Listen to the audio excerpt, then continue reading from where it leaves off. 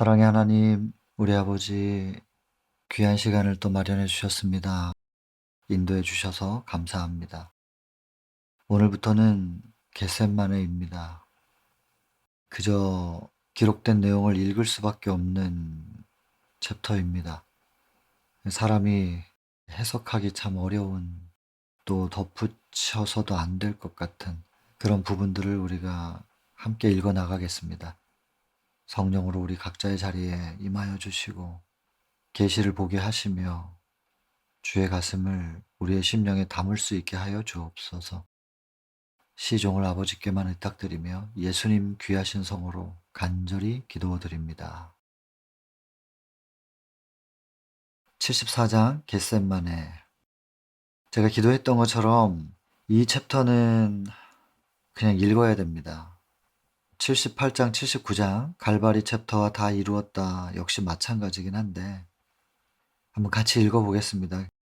우리는 이걸 기억하기 위해서 그림을 그리는데 예수님이 보여야 되고 또 세 제자들이 따로 지금 위치해 있습니다.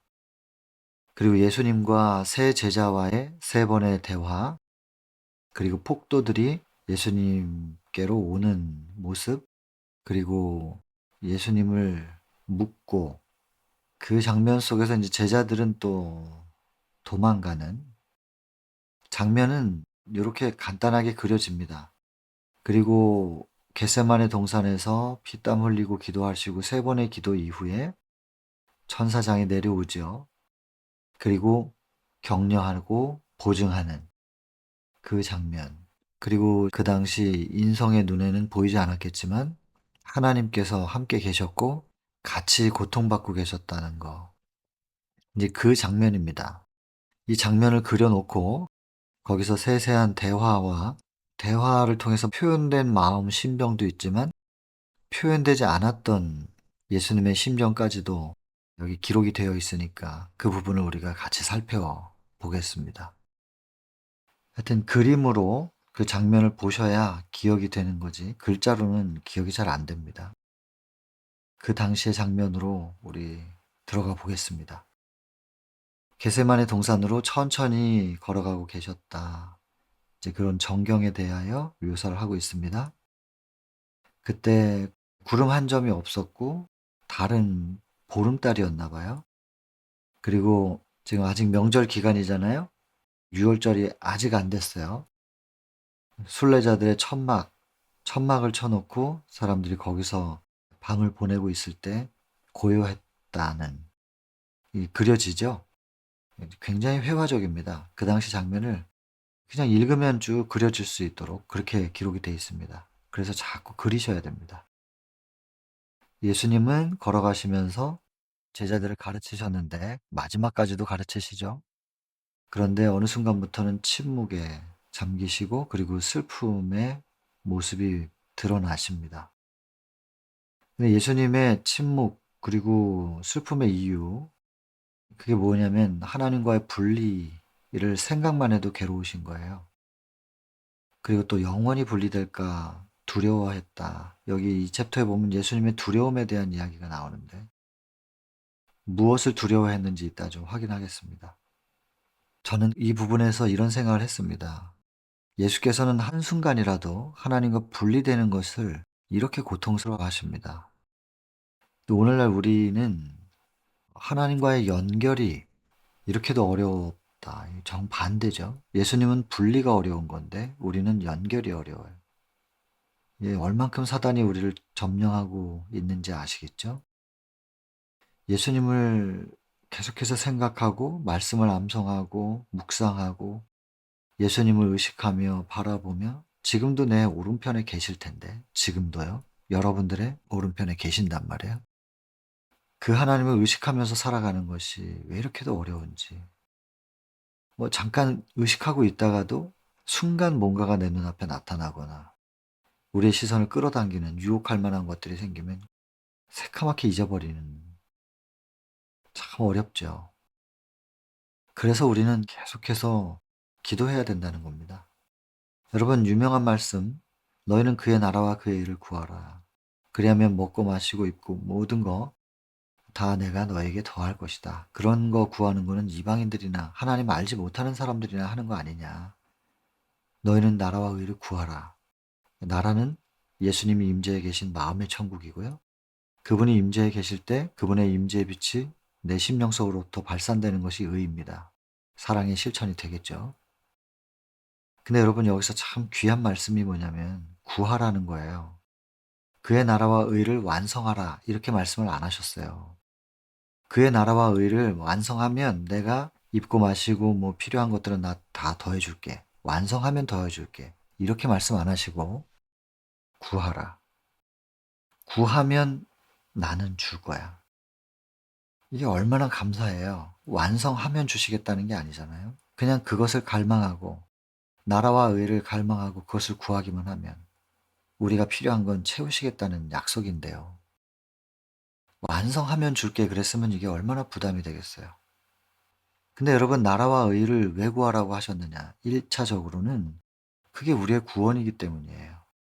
이 땅에서 100년 사는 동안 잘 먹고 잘 살고 풍요롭게 살아가는 그것이 그렇게 중요한 게 아니라는 것이죠. 영원한 생명을 생각하고 영원한 구원을 위하여 그것을 구하라는 거예요. 결국엔 이렇든 저렇든 우리를 위한 거 아닙니까?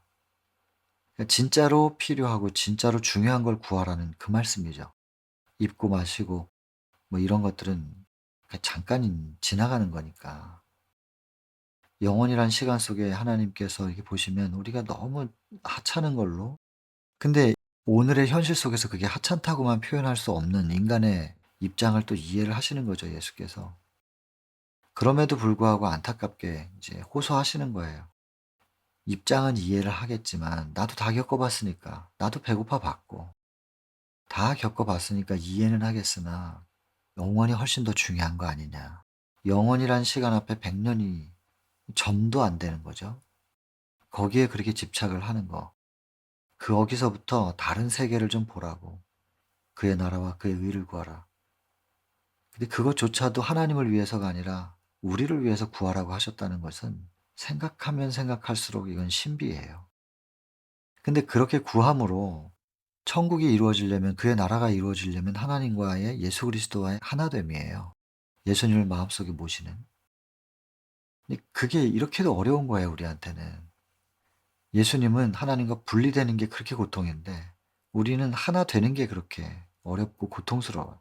많은 걸 감수해야 되고 참아야 되고 끊어야 되고. 근데 여러분 이 챕터에서 얼마나 참 은혜가 됩니까? 제자들의 믿음의 연약함을 아셨다. 그래서 잡혀가고 고난 당하는 걸 보면 이 제자들이 얼마나 괴로울지 혹은 같이 잡혀가면 뭐라고 변심하게 될지 예수님이 다 아시기 때문에 심지어 잡히는 그 순간에도 내가 잡혀갈 테니 제자들은 자유롭게 그냥 가게 해라. 이렇게 말씀하시고 또 계속 잠만 자고 있는 제자들을 마음은 원이지 않느냐 내가 안다. 근데 육신이 약한 거지? 그러면서 이해하시고 동정하시고 용서하시고 신비입니다. 이 예수님을 계속해서 바라보고 있는 동안에는 적어도 우리한테 뭐 좀 섭섭하게 한 사람한테 화를 내지는 못하지 않겠나 그런 생각이 드네요. 우리의 연약함을 예수께서 이미 다 아신다는 것입니다. 우리가 하나님과 하나 되는 게 얼마나 힘든 건지 하나님을 바라보지 못하도록 우리의 시선을 유혹하는 것들이 우리 인간에게는 그렇게 쉽지 않다는 것을 이해를 하시는 것 같아요. 그래서 마음은 원이로되 육신이 약하도다. 그리고 지금 당장 완성하라고 하지 않으시고 이해해 주시고 기다려 주시죠. 그리고 그 제자들이 끝내는 완성이 되잖아요. 제자들을 향했던 그 예수님의 마음이 우리를 향한 마음이라는 걸 알 때, 예, 감사한 마음으로 오직 지금 이 모양이지만 우리는 한 발을 내디딜 수 있는 용기가 생기겠습니다. 이런 예수님을 우리가 알기 때문에. 자, 그래서 이제 임재의 빛이 차단된 것 같았기 때문에 괴로우신 거죠. 하나님과 분리되는 것이. 그리고 범죄자들처럼. 그리고 그들의 죄의 짐을 예수께서 담당하셔야 되고, 이 죄의 무게는 얼마나 큰지. 그리고 그것 때문에 하나님과 영원히 분리될 수도 있다. 이런 염려를 하도록 유혹을 받았다. 범죄에 대한 하나님의 진노를 아시거든요. 예수님의 마음은 아까 우리가 함께 나누었습니다. 근데 하나님의 마음, 범죄에 대한 하나님의 진노라고 표현되어 있는데, 여러분 성경에 기록하기를 일단 뭐 하나님의 마음이 예수님이니까 예수님은 말씀, 말씀은 하나님의 마음의 표현. 그러니까 곧 예수님을 보면 하나님의 마음을 알 수 있는 거죠. 그런데도 불구하고 범죄에 대한 하나님의 진노라고 이렇게 표현을 했어요. 이걸 우리가 좀 풀어본다면 요한복음 1장 29절에 세상 죄를 지고 가는 하나님의 어린 양을 말씀하십니다. 죄를 지고 간다. 네, 마태복음 8장 17절에 우리의 연약함을 친히 담당하시고 우리의 병을 짊어지셨다. 이렇게 기록하시거든요. 짊어지신 것이 죄다, 병이다. 이 성경 말씀을 연결시켜 보면 하나님은 우리의 죄를 뭐로 이해하시냐면 우리가 병들었다. 이렇게 이해하시는 겁니다. 하나님의 관점에서는 죄인이 아픈 거예요, 지금. 병들어 있는 상태. 근데 왜 병이 들었냐? 죄의 바이러스가 들어왔거든요. 사단이 뿌려놓은 거예요. 바이러스는 원수예요. 없애버려야 돼요. 그리고 이 바이러스를 뿌린 자도 원수예요. 없애야 돼요. 이 바이러스와 바이러스를 뿌린 자에 대한 하나님의 진노예요. 이거를 내가 죄를 졌으니까 나에 대해서 화를 내시는 거겠지. 이렇게 생각하면 하나님의 품성이 안 풀려요. 그리고 신앙이 행복하고 즐겁지 않고 두려움으로 신앙을 하게 돼요. 벌받지 않기 위해서 순종을 하게 돼요. 나의 행위를 통해서 구원을 얻겠다는 생각을 하게끔 되는 거예요. 사단이 만들어 놓은 사단의 교리, 걸작품이에요. 대부분 거기 다 빠져 있거든요. 신앙을 행복하고 즐겁게 하지 않거든요. 두려움으로 하지. 벌 받을까 봐. 아닙니다, 여러분. 하나님은 죄인을 병들어서 아픈 자식으로 보시기 때문에 병들어서 아파하고 고통스러워하고 신음하고 있는 자녀를 때리는 부모가 어디 있습니까? 어떻게든 그 병에서부터 회복시키려고 하지. 그게 하나님 마음이에요. 다만 병들게 한 그 바이러스는 죽여야 돼요. 항바이러스제를 쓰든 강력한 항생제를, 그게 예수님 그리스도의 피, 십자가인데 죽여버려야 돼요, 바이러스는. 그리고 그 바이러스를 뿌린 자도 죽여야 돼요. 없애버려야 돼요. 그래서 바이러스에 대하여 그 바이러스를 뿌린 자에 대한 하나님의 진노를 얘기하는 거예요. 오해하시면 안 돼요. 근데 이거를 다 고스란히 예수님께서 짊어지시니까 하나님께서 죄에 대한 진노를 베풀 때 죄와 분리되지 않은 상태에 있는 사람은 같이 소멸되거든요. 죄와 분리된 사람은 절대로 하나님의 임재의 빛 때문에 소멸되지 않습니다. 죄를 소멸시키는 하나님의 빛이 발산될 때 죄를 붙잡고 있는 사람, 죄와 하나 되어 있는 사람은 죄가 탈 때 같이 타는 거지. 하나님의 빛은 사람을 불태우는 빛이 아닙니다. 절대로. 이 개념을 명확하게 이해하셔야 됩니다. 예수님이 흔들리십니다. 정신적인 큰 고뇌가 몸에 영향을 끼치는 거죠. 한 걸음도 내디딜 수 없을 만큼. 그리고 고통으로 신음하실 때 제자들이 부축을 해요. 그러지 않았으면 쓰러지셨을 것이래요. 이 정도로 심적 부담이 크셨다는 것입니다. 그리고는 베드로, 야고보, 요한 세 제자들과 함께 기도하러 가십니다. 그리고 이들이 좀 깨어서 기도해 주기를 바라셨고, 그러면서도 또 피땀 흘리시는 예수님의 그 고통은, 고뇌하는 모습은 이 세 제자들이 직접적으로 보기는 또 바라지는 않으셔서 또 약간 떨어진 곳에서 기도하시잖아요. 어쨌든 이 세 제자들은 예수님과 가장 가까운 사이였고, 뭐 이 가깝다는 표현은 예수께서 그들을 다른 9 제자들보다 편애하셨다는 거 아니라는 건 아시죠? 이 세 제자들이 유난히 예수님께 가까이 온 겁니다. 예수님은 누구에게나 같은 자리에 계시는데 누가 더 예수님께 가까이 다가가고 마음을 열었느냐의 문제죠. 예수님이 누구에게 더 가까이 가고 누구에게는 덜 가까이 가는 게 아니라 우리가 얼만큼 예수님께 마음을 열었느냐를 통해서 더 예수님이랑 친하고 가깝냐 아니냐, 이 거리는 우리 쪽에서 조절하는 겁니다. 그래도 이 세 제자들은 좀 이해해주고 같이 고통을 나눠서 짊어질 수 있지 않을까, 그런 생각으로 예수님께서 세 제자들과 기도하러 가셨는데, 그럼에도 불구하고 너무 가까이서 고통받고 또 고뇌하는 모습은 이 세 제자들이 보지 않기를 바라셔서 약간 떨어져서 기도하십니다. 자, 이 챕터에서는 유난히 인간으로서 예수님의 인성에 대한 부분이 많이 강조됩니다. 참 납득하기 어렵지 않습니까? 이렇게까지도 그분이 인간이고 인성으로서 믿음으로 말미암아 승리하셨다는 것을 이렇게 많이 강조하는데도 그분이 우리와 같은 인성을 가진 분이라는 걸 안 믿는다는 것이, 그렇게 안 가르친다는 것이 참으로 신기할 정도입니다. 이렇게 적혀 있는데 그걸 안 가르친다면은 그걸 부정한다는 거는 예언의 신을 부정하는 거겠죠. 근데 예언의 신을 부정하면은 재림교인이 아니에요. 초대교회에게 성령으로 비전을 보이신 것처럼 1844년 이후에 다니엘서 8장 14절에 2300주야 그리고 성소정결 대실망을 통해서 만들어진 우리 재림교회는 예언의 신을 통하여 비전을 봤거든요. 성령께서 보여주셨단 말이에요. 성소를. 지성소 사역도 보여주셨고. 그게 재림교회의 뿌리예요. 근데 이걸 다 거부하면 그럼 재림교인이 아닌 거예요. 제7의 안식일 예수 재림교인이 아닌 거예요. 그럼 재림교회 안에서 녹을 먹고 살면 안 되죠. 이걸 부인한다면. 근데 놀랍게도 이걸 부인하는 분들이 이 교단의 주축이 되기도 하고 주력이 되기도 하고, 이걸 우리가 잘 이해해야 됩니다. 아무튼 이 상황을, 물론 뭐 다 예언이 되어 있었던 것이니까 그렇긴 하지만, 그래도 여러분 이 예언의 신에 입각하여 뿌리를 두고 성경을 해석하고 연구하고 또 그렇게 설교하고 가르치는 분들도 상당 부분 계시기 때문에 아직 희망이 있죠. 그리고 결국에 남은 무리는 하나의 기별 아래 모일 겁니다. 교회 조직 아래 모이는 게 아니고, 저희는 사도행적을 통해서 교회가 어떤 모양인지를 알고 있습니다. 그래서 우리가 생각하는 어떤 단체 조직, 이 개념이 아니라는 것이죠. 그래서 참 교회, 참 기별 아래 모이게 될 거예요. 기별이 맞는 사람들끼리 나가서 어떤 조직을 세우는 것이 아닙니다.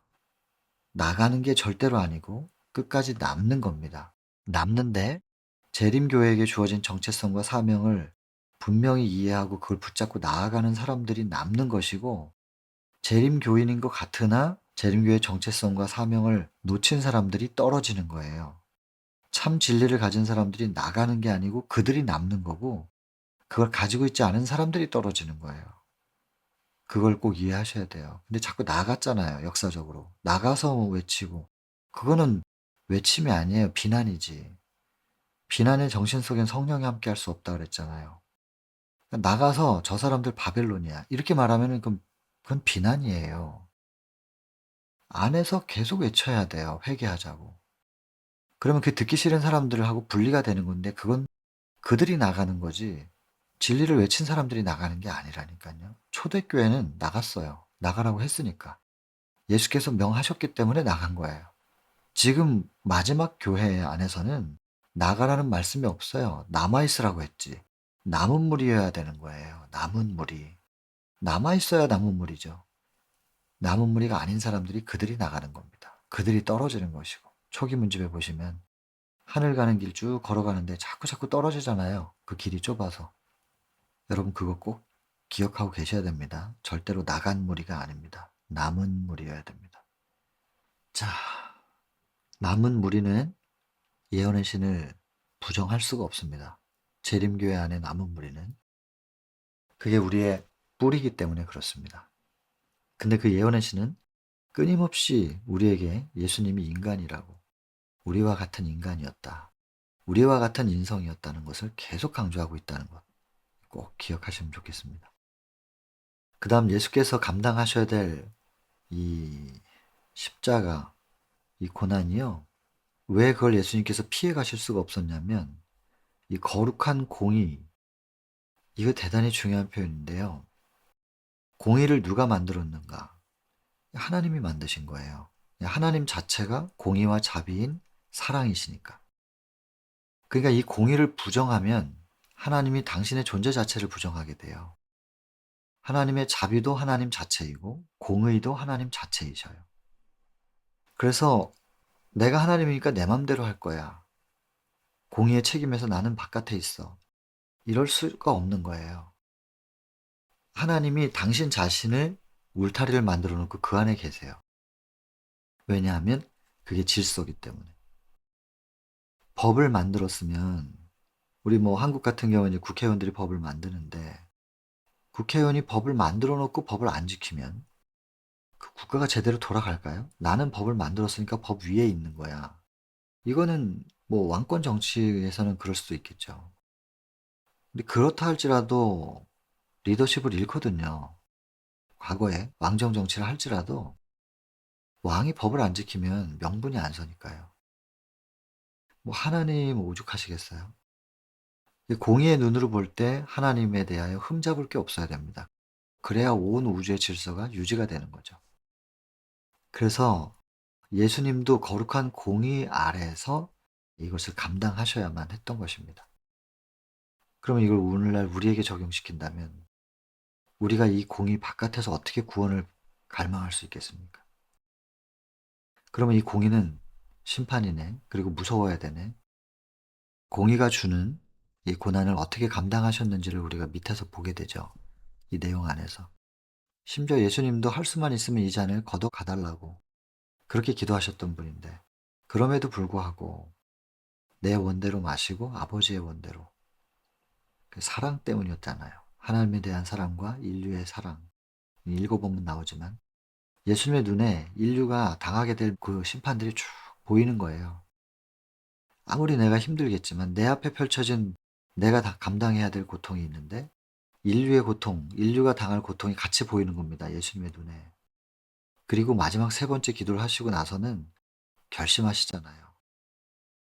내가 고통받는 것으로 인류를 고통에서 건져내자고 결심하신단 말이에요. 사랑으로 순종이 되어져요. 고통은 있으나 기꺼이 감당하는 겁니다.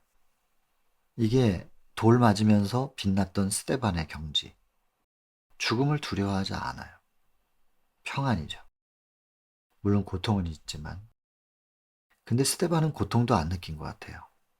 우리가 예수님과 똑같은 십자가 경험을 해야 된다고 기록을 하긴 하는데요. 예언의 신에 보면 그렇게 기록돼 있어요. 근데 아무리 봐도 예수님이 십자가에서 당하신 그 고통과 우리에게 주어진 십자가의 고통이 같은 무게일 수가 없는 것 같아요. 읽어보면. 전체적으로 쭉 흐름을 보면 절대로 그게 같을 수가 없겠구나. 그런 생각이 듭니다. 비교할 수가 없어요. 그분이 해놓으신 길을 우린 그냥 걸어가는 것 뿐이라는 생각이 흉내만 좀 내는 거죠. 뭐. 명분 만들기. 사단이 참소하지 못하게. 그 정도인 것이지 예수님이 감당한 고통을 우리가 똑같이 겪는다. 이건 아닌 것 같습니다.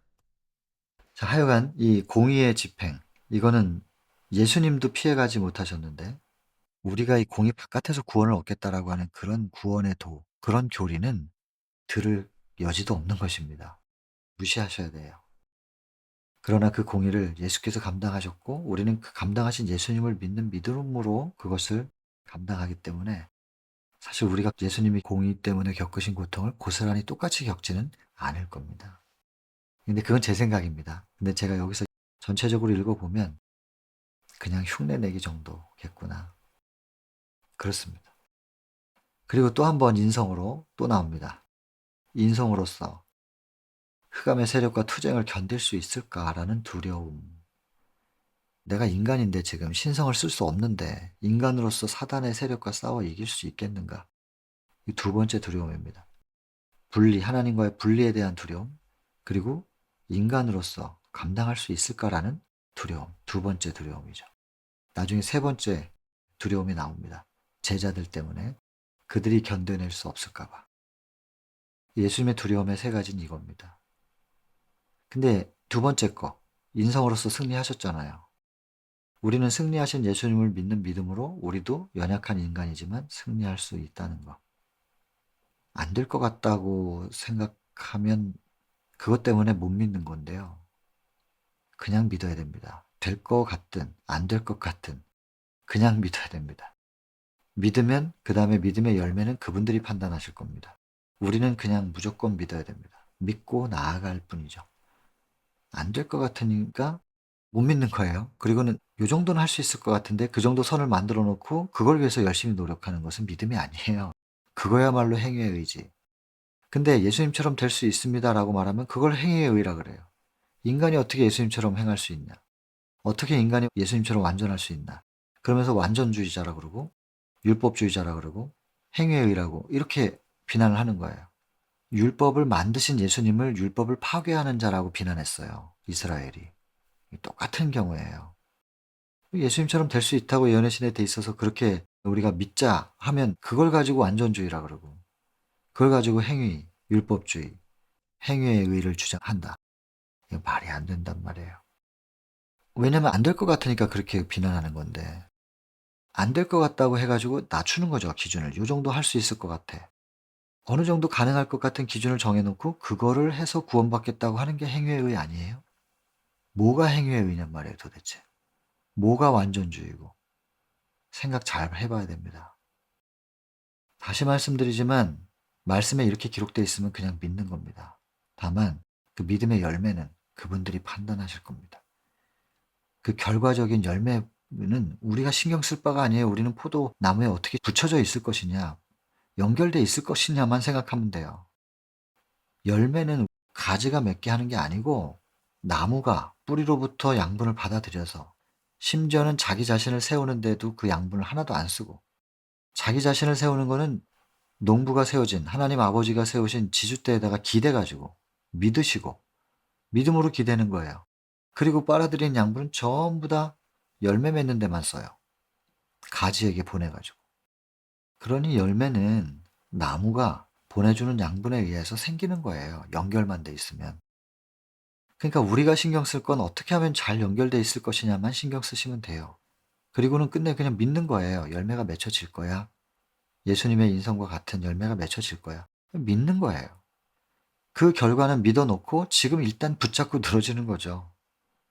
포도나무에서 떨어지지 않기 위하여. 이게 성경과 예언의 신이 우리에게 주는 구원의 도입니다. 저는 그렇게 이해하고 있고 그래서 이렇게 나누고 있는 것입니다. 판단은 여러분들이 하시면 됩니다.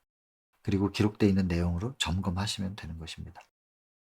점검해 보시고 기록되어 있는 말씀과 같다 생각하시면 같은 믿음을 우리가 공감하면 좋겠고 그 같은 믿음으로 같은 방향을 향하여 우리가 발을 내디딜 수 있으면 좋겠습니다. 유혹자는 이 표현도 굉장히 의미심장한데 3년 동안 이 마지막 전쟁, 이 마지막 전투를 위해서 준비해 왔었다. 이거 굉장히 의미심장해요. 이 십자가에서 사단도 이제 결판을 내겠다고 생각했을 거예요.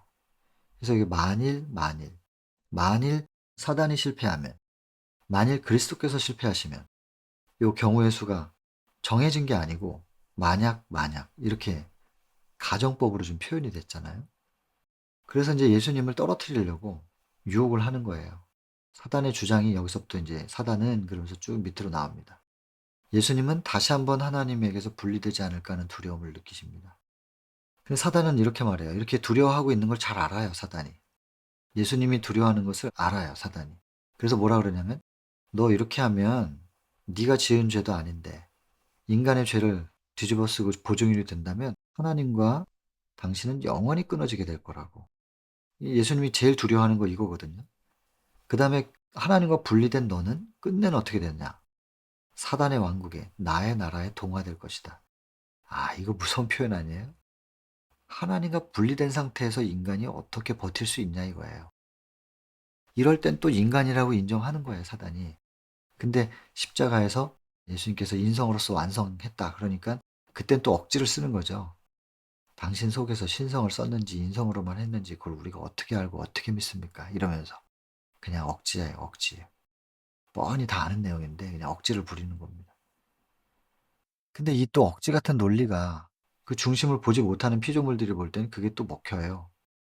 그래서 그럴 수도 있겠는데 이런 생각을 하게 되거든요. 그러니까 그냥 다 보여주셔야 돼요, 예수님께서. 다 보여주시고 다 증명하셔야 되는 거예요.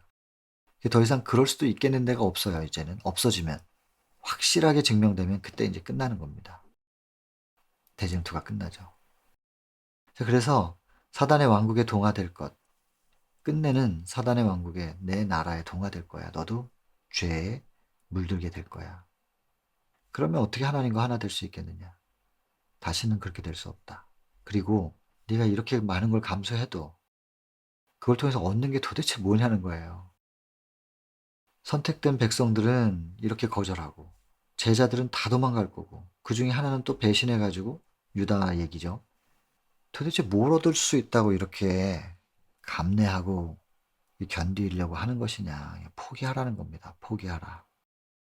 예수님이 포기하면 인류가 남아있고 사단의 영향을 받는 인류가 남아있는 한 사단은 계속 존재할 수 있습니다. 하나님께서 당신의 권위로 그냥 싹 다 태워버릴 수가 없어요. 그거는 자비에 안 맞고 자비와 공의의 조화가 이루어지질 않는 거니까. 그러면 지켜보는 우주 거민들은 하나님을 두려워할 거예요. 그냥 온 우주의 질서가 깨져요. 그러니까 사단은 하나님의 딜레마를 아는 거예요. 그래서 하나님께 복종하지 않은 인류 남아있으면 사단은 자기 생명을 유지할 수 있을 거라고 생각해요. 그리고 온 우주의 하늘 법정의 배심원들이죠. 그들이 지켜보고 있는 가운데서 공의와 자비의 입증이 되지 않는다면 계속 사단은 자기의 생명을 유지할 수 있을 거라고 생각하는 거예요. 이것은 좀 또 나중에 얘기를 하게 되겠지만 혹시 유튜브에 재림교의 정체성과 사명에 대해서 제가 따로 지금 이렇게 온라인으로 만나가지고 편집해서 올려놓는 내용들이 있는데 지난 시간에 제가 한 것이 있어요. 그 부분을 좀 보시면 좋겠어요. 그러면은 사단이 하늘에서 던진 물음표가 뭔지, 무엇을 우리가 증명해내고 예수께서 무엇을 입증하셔야만 하는지에 대해서 지난 시간에 했거든요. 그게 올려지면 그걸 보시면 좋겠습니다. 그게 어쨌든 도대체 무엇을 얻을 수 있다고 이렇게 하는 것이냐, 포기하라. 이거는 예수님께서 가장 생각하기 싫어하는 내용이었던 거죠. 사랑하는 자들이 사단의 음모에 연결되리라는 사실. 예수께서 그렇게도 사랑한 사람들이 사단에게 최면당하듯이 점령돼가지고 사단의 세력 하에 있는 그 모습은 생각하기도 싫은 거죠. 투쟁은 무서웠다. 사단의 말이 일리가 있으니까요. 투쟁을 하셔야 됐었어요, 예수님이. 무서웠다. 그리고 죄에 대한 하나님의 분노, 아까 죄에 대한 진노 얘기했었던 거잖아요. 죄에 대한 하나님의 분노를 다시 한번 지금 반복하는 건데 이걸 생각할 때 그 인류의 죄가 고스란히 예수님께 다 씌워졌을 때 하나님의 진노가 그 죄에 대하여 발산될 때 예수님이 죄하고 분리될 수가 없는 상황 속에서 깊이 생각하시는 예수님을 보라. 좀 보라 그래요. 보라. 이런 예수님을 제발 좀 생각해 보라는 거예요. 그럼에도 불구하고 나중에 당신이 기꺼이 그렇게 완전히 죽기로 결심을 하시잖아요. 사랑 때문에 우리를 구원하시려고. 이 예수님을 좀 보라는 거예요. 제발 좀 이 예수님을 바라보고 살라. 그러면 믿음의 주인이 믿음을 줄 것이다. 믿음의 주여 온전케 하시느니. 이렇게 보면 온전케 해 주실 것이다. 그러니 그분을 바라보자. 히브리서 12장 2절. 제발 좀 예수님을 보라. 보라. 여러분 우리 예수님 보고 살아야 될 것 같습니다. 제발 좀 그래야 될 것 같습니다. 근데 지금도 여전히 똑같은 나의 원대로 마시고 아버지의 원대로 하옵소서. 예수님의 순종의 모습입니다. 이걸 보시면요, 여러분. 예수님의 뜻과 하나님의 뜻이 달라요, 지금. 할 수 있으면 이 잔을 지나가게 해달라는 게 예수님의 바람이었어요. 근데 하나님의 바람은 그냥 마셔, 이거였어요. 다르죠?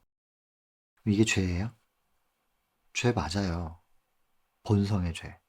그러니까 우리의 본성의 죄를 예수님도 똑같이 취하셨어요. 그래서 하나님의 뜻과 다른 생각을 하는 거예요. 그러나 죄는 맞는데 하나님의 뜻과 다른 게 죄니까 죄가 맞긴 맞지만 그게 예수님의 죄는 아니죠. 아직은. 우리도 본성의 죄가 있지만 그 아담으로부터 받은 거지. 제가 그걸 선택했어요. 태어났는데 그런 본성이 있는 걸 어떻게 해요? 그건 내가 선택한 게 아니기 때문에 죄된 본성은 분명히 그 죄니까 본성이 죄된 것은 맞지만 그것이 내 선택이 아니었기 때문에 나의 죄로 판단하지 않으시고 그 책임을 나한테 돌리지 않습니다. 이걸 잘 이해하셔야 됩니다. 이 부분을 이해를 못하기 때문에 본성이 죄다. 그러면 그 죄가 꼭 내 죄인 거예요. 그렇게 이해하면 안 풀려요. 그러니까 안 풀리니까 뭐라 그러냐면 본성은 죄가 아니다. 또 그렇게 말해요. 그러니까 죄다 아니다 이걸 가지고 계속 싸우는 거예요. 우리 교단 안에서 이거 굉장히 논쟁이 심하잖아요. 근데 이 두 가지 다 맞는 내용이거든요. 본성은 죄예요. 그러나 그게 내 죄는 아닌 거죠. 그러니까 양쪽이 틀린 얘기가 아닌데 두 가지 얘기를 가지고 서로 계속해서 논쟁한다니까요. 이 두 가지를 합쳐야 돼요. 죄된 본성이니까 당연히 본성이 죄지. 그 본성을 갖고 있는 나, 죄된 본성은 있어요. 그러나 그걸 내가 선택해서 유전받은 게 아니니까. 태어나 보니 그런 걸 어떡해. 그게 내 죄는 아닌 거예요. 이걸 이해를 못하니까 예수님 죄가 없는 분이잖아요. 그러니까 예수님은 죄된 본성을 취한 게 아니라고 주장하는 거예요. 본성이 그의 죄다. 나의 본성이 나의 죄다라고 생각하면 예수님은 이런 죄된 본성을 갖고 있지 않아야 돼요. 그래야 예수님은 죄인이 아닌 거지. 예수님은 죄에 반응을 안 하신 분이어야 되니까. 그러니까 본성이 우리랑 다르다는 주장을 할 수밖에 없는 거예요. 이거 얘기하자면 이제 길어집니다. 하여튼 간에 두 가지 다 맞는 내용이고 예수님도 그 본성을 가지고 있었어요. 그러니까 지금 하나님과 지금 전혀 다른 생각을 하잖아요. 하나님은 마시라는데 예수님은 마시기 싫은 거예요. 본성이 있었다니까요. 이 죄된 본성이 있었어요. 근데 그게 예수님의 죄는 아니라고요. 그분이 선택한 게 아니니까. 근데 예수님 선택을 뭘 해요? 죄된 본성이 있었지만. 그러나 나의 원대로 마시고 아버지의 원대로 되기를 바랍니다. 하나님을 선택하잖아요. 그러니까 예수님은 죄인이 아닌 거라고요. 짧게 얘기해서 오해가 오히려 생기는 게 아닌가 모르겠는데 더 헷갈리지 마시고요. 단순한 거예요. 단순한 거. 나중에 78장, 79장 보시면 더 자세히 나옵니다. 예수님의 인성의 상태가 어떤 상태였는지 지금 우리가 이게 이해해야 되고 그런데 예수님은 하나님을 끝내 선택했다. 선택할 수 있었던 것은 무엇 때문이냐? 사랑 때문에. 하나님에 대한 사랑과 인류에 대한 사랑 때문에 순종할 수 있었다. 잔을 마시고 싶지 않은 예수님의 인성에 욕망이 있었지만 그것을 순종할 수 있었던, 극복하고 순종할 수 있었던 것은 사랑 때문이다. 그래서 여러분 우리는 사랑을 달라고 기도해야 됩니다. 근데 사랑을 달라면 어떻게 응답이 되냐? 사랑이신 분이 우리 안에 들어오셔서 충만하게 거하시면 우리가 사랑을 할 수 있게 됩니다. 죄된 본성 위에 사랑이신 분이 오셔서 딱 자리를 하시면 그냥 본성을 제어하셔요. 그럼 우리도 사랑이라는 걸 할 수 있게 되는 거예요. 우리는 스스로 사랑을 못하니까요. 그런 사랑이신 분이 우리 안에 어떻게 들어오셨어요? 우리가 마음을 열어서 영접했으니까 온 거잖아요. 그게 믿음이에요. 그래서 믿어서 사랑을 할 수 있게 된다는 거예요. 이게 어렵나요? 그러니까 예수님 계속 보라는 거예요. 예수님이 사랑이시니까. 이분을 계속 보라는 거예요. 그 겟세마네 동산에서 어떠한 사랑을 지금 피땀 흘리면서 지켜내고 계시는지 보라는 거예요. 그 사랑을 자꾸 쳐다보고 있을 때 그 사랑이 우리의 마음에 자리하면 충만하면 우리도 사랑할 수 있게 돼요. 순종할 수 있게 돼요. 사랑한다는 게 율법의 완성이고 율법을 완성시키려면 순종이 돼야 되는 건데 순종하니까 율법이 완성됐고 사랑할 수 있게 된 거잖아요. 그게 다 어떻게 이루어질 수 있느냐? 사랑이신 분을 보고 있으면 된다는 거예요. 이게 어려운 건 아니잖아요. 개념을 이해하는 게 어려운 거 아니잖아요. 예수님을 바라보는 시선을 놓치지 않는 것에는 투쟁이 필요하겠지만 개념은 너무 쉽잖아요. 그러니까 개념을 어렵게 가르치면 안 된다고요. 굉장히 쉽게 가르쳐야 되고 쉬운 개념인데 이걸 더 이상 뭘 어떻게 설명을 할까요? 더 이상 복잡하게 가르치면 하나님께 혼날 거예요, 아마. 성경 가르치는 사람들. 근데 뭘 이렇게 가르치려면 더 내용이 깊어져야 되고 뭔가 좀 심오하고 이런 걸 가르쳐야 될 것 같은 유혹을 받는데 그냥 단순하게 전하는 것이고 맨날 똑같은 얘기만 하는 것이고 그래서 똑같은 얘기를 그 사람한테 또 들어야 되는 건가 하면서 좀 지겨워서 내 설교를 안 들으면 얼마나 감사해요. 충분히 이해된 거기 때문에. 그 다음엔 개인적으로 투쟁하는 겁니다. 이해를 했으면. 머리에 있는 게 이제 가슴으로 내려와야죠. 내면화되고. 내면화된 것이 내 삶 속에서 이제 발자국으로 이제 찍힐 수 있도록 발을 내딛는 거. 그건 개인들이 할 일이에요. 그 맨날 똑같은 얘기 하기 때문에 이 사람 설교 그만 들어야 되겠다 하면 오히려 감사해야 되는 것이죠. 자, 그래서 여기 또 한 번 강조하죠. 예수님의 인간의 마음, 유난히 이 챕터가 그래요. 예수님의 인성, 인간의 마음 계속 강조합니다. 제자들로부터 동정을 받고 싶었던 건데 제자들은 뭐 그렇지 못했잖아요. 유혹은 무서운 것이었고. 근데 만약에 제자들이 이 예수님의 고민에 대해서 조금이라도 이해하고 뭐 크게 도움이 될 건 없죠. 같이 짐을 나눠줄 수는 없으니까. 다만 감사합니다. 이런 표현만 좀 할 수 있었어도 예수께서 그렇게 용기를 얻으셨을 거래요. 제자들이 이걸 알아주고 고맙다고만 했어도 예수님은 넉넉히 그냥 기쁜 마음으로 감당하셨을 텐데 그냥 자요. 제자들은 그냥 자요. 만일 제자들이 조금만 감사했었으면 고통을 면하셨을 텐데 그 마음이 피난처 찾고 좀 쉴 수도 있었을 텐데 예수님을 너무나 고통스럽게 했죠. 근데 이 제자들은 처음부터 잔 건 아니에요. 걱정도 있었는데 밑에 보면 혼수 상태 또 나오는데요. 이상한 혼수 상태래요. 왜 이상해요?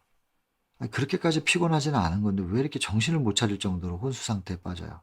사단이 주는 거예요. 그 잠은. 예수님 힘 빠지게 하려고. 예수님을 응원하지 못하게 하려고. 사단이 그러는 거라고요. 근데 여러분 그런 혼수 상태에서 빠져나올 수 있는 방법 하나님께 여기 중요한 표현입니다. 계속하여. 계속하여 간청했더라면 빠져나올 수 있습니다. 한 번 기도했는데 안 된다고 해서 포기하지 마시고 계속하여 기도해야 됩니다. 계속해서. 하나님 이 사단이 주는 잠에서 저를 깨워주십시오. 끈질긴 기도 이거 중요한 겁니다. 제자들한테 오늘 밤에 버릴 거라고 했었는데 베드로 뭐 다 버릴지라도 다 이건 내용들 아시죠?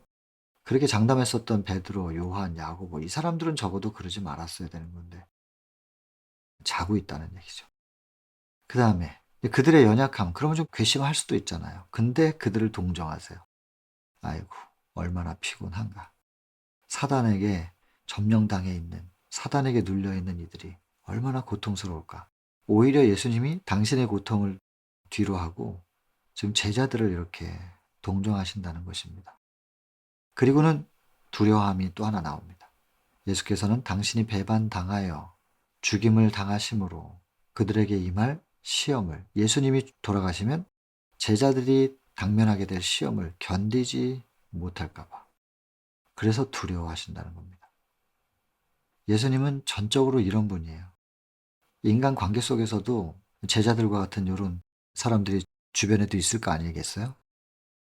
그들을 한심해하거나 책망하지 않으시고 여기 보면 책망하지 않고 오히려 동정하시고 깨어있어서 기도하라고 마음에는 원이로되 육신이 약하도다 하면서 이렇게 그들 편에서 얘기해 주시는 거죠. 자, 오늘은 여기까지만 하겠습니다. 여러분 지금까지 한 절반쯤 봤는데요. 그냥 이 글자 속에서 예수님의 사랑이 넘쳐 흐릅니다. 예수님의 고뇌와 고통, 뭐 적나라하게 표현되어 있기도 하지만 아무리 적나라하게 표현돼도 우리가 그거를 느낄 수는 없을 거예요. 도대체 얼마나 고통스러우셨을까? 이거 지금 못 느끼잖아요, 우리가. 그러나 그저 인간도 고통이라는 걸 알기 때문에 이 정도 고통이었을까? 이렇게 상상만 좀 하죠.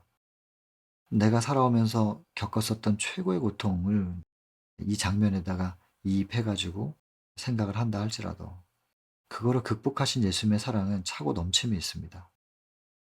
그리고 그분이 두려워했던 것은 자기 자신에 대한 연민 때문이 아니었고 인류의 구원을 위하여 그리고 하나님과의 분리 다 사랑이에요. 그것 때문에 두려워하시죠. 여러분 예수님의 사랑에 대하여 깊이 생각하고 계속해서 붙잡고 그 사랑을 생각하다가 우리 다음 시간에 또 뵙겠습니다. 그리고 다음 시간에는 좀 더 예수님의 사랑을 많이 생각한 사람답게 예수님의 사랑으로 좀 더 많이 물들어 있는 그런 상태로 그런 심령으로 우리 다시 만날 수 있게 되면 좋겠습니다.